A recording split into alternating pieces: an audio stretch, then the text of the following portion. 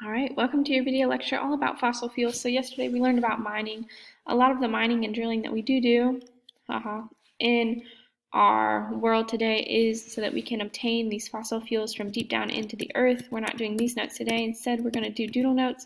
So get your colors ready. If you are somebody who does doodle notes using the electronic means, that is fine, but please know that you are expected to draw what's in these boxes using the drawing feature of Google Slides. If you do not do the drawing, I will only give you half credit for the notes. So please do be putting in the effort for these notes.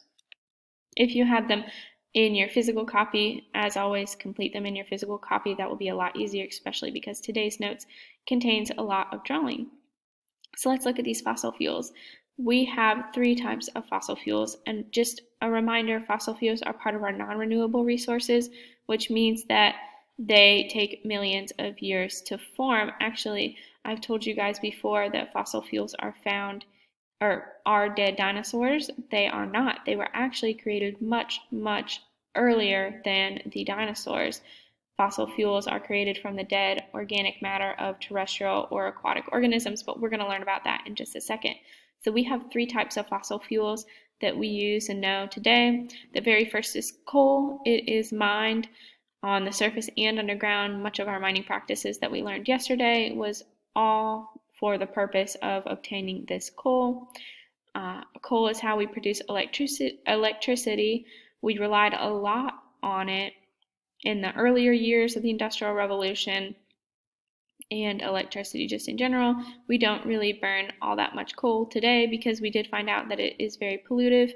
It is the most polluting of the fossil fuels, both to the air and the water, so we don't use that as much today.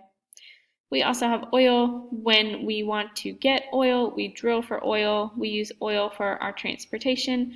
Oil, the scientific word is petroleum here, and then from petroleum we do a couple of processes and refine it to make it diesel or our gasoline or any of the other types of oil that we use.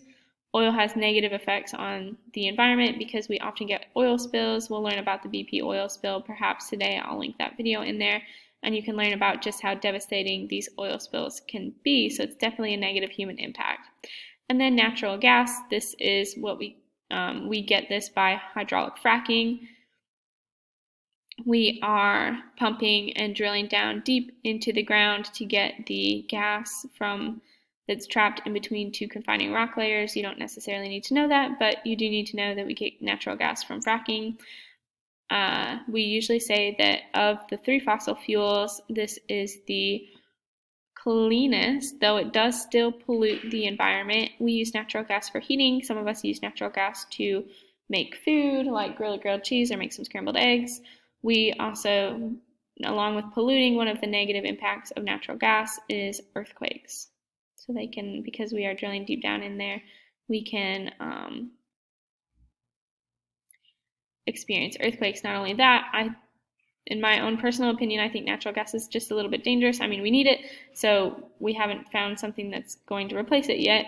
But natural gas is odorless, and if you get a break in a main line, you might not be able to tell. Right now, we put rotten eggs smell in the natural gas, so a chemical that smells like rotten eggs as well, so that if it does spill, we know. If you've ever seen, there's some movies that have it in it, but when we get a natural gas break in the line, the natural gas can actually fill up the room, and then if you were to light a match, it would explode because natural gas is flammable.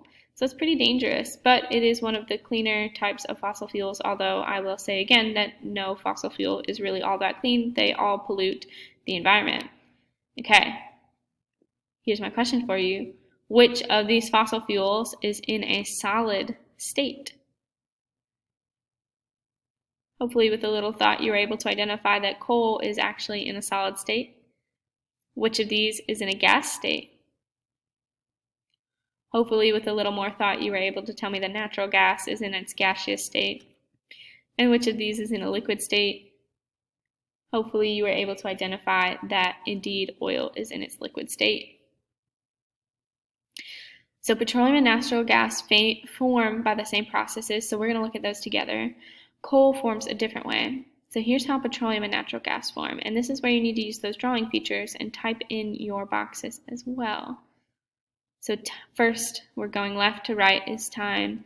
So the very first thing that happens is tiny sea plants and animals die, and then they're buried on the ocean floor.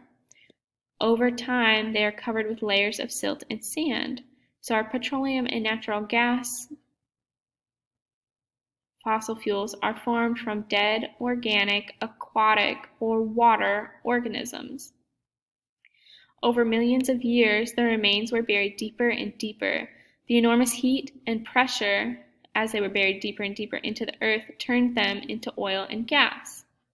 Today, we drill down through layers of sand, silt, and rock to reach the rock formation that contains the oil and gas deposits. This is generally why we find our oil rigs off the coast. Sometimes we find people drilling for oil on land, but generally we drill for oil in the ocean. And if you can imagine, we've got some serious negative impacts to not only the lithosphere here, but the hydrosphere as well. If one of those were to break, we would have some devastating effects. So remind me, what type of organism has to die so we can have oil? Hopefully you were able to tell me an aquatic or marine organism. What conditions are natural gas and oil formed in? We know that they're formed under enormous heat and pressure, and they're formed at the bottom of the sea. Let's look at coal formation now, so our solid fossil fuel. Coal, while oil and gas form in aquatic systems, coal forms in terrestrial or land systems. Here's how it happened. So before the dinosaurs, many giant plants died in the swamp. Later, over millions of years, the plants were buried under water and dirt as the earth began to change. Those plants buried under the water and dirt experienced high heat and pressure that turned the dead plants into coal. Similar to how oil and gas were formed, we need the high heat and pressure, but instead of being water organisms, the dead organic matter that had to die to form coal was terrestrial or land plants. What conditions are coal formed in? Again, coal is formed under high heat and high pressure, just like our oil and gas. At the bottom here, we've got a scale or time. Here is on as you go from the left to the right. So very first we have peat, which does have some energy in it, and some places still burn peat to get heat. But this is when our organisms are only partially decayed. We experience some heat and pressure, and then we'll move to lignite, which is brown coal. And we'll experience more heat and pressure and time, and we'll have bituminous coal, which is soft coal. And we'll move under some more heat and pressure, and we will get anthracite. There we go, hard coal. The more time that goes on and the harder your coal and the more decayed the organisms, the more carbon content we're going to get, or the more energy. The less time that happens, the less carbons we get, and the less energy. You can see that the less time that takes place in the formation of coal, the more moisture content we have in it. So peat has more moisture than lignite. Lignite has more moisture than bituminous coal, and the bituminous coal has more moisture than the anthracite, or the hard coal. Fantastic. That's the end of your notes. Again, remember, you're responsible for either putting pictures in here or putting your lines in here. If you do not put the drawings in, the highest grade you'll get on these notes is a 50. So take the time to put those lines in. Fantastic. Have a great day, guys. Oh, true and false. Maybe let's do this.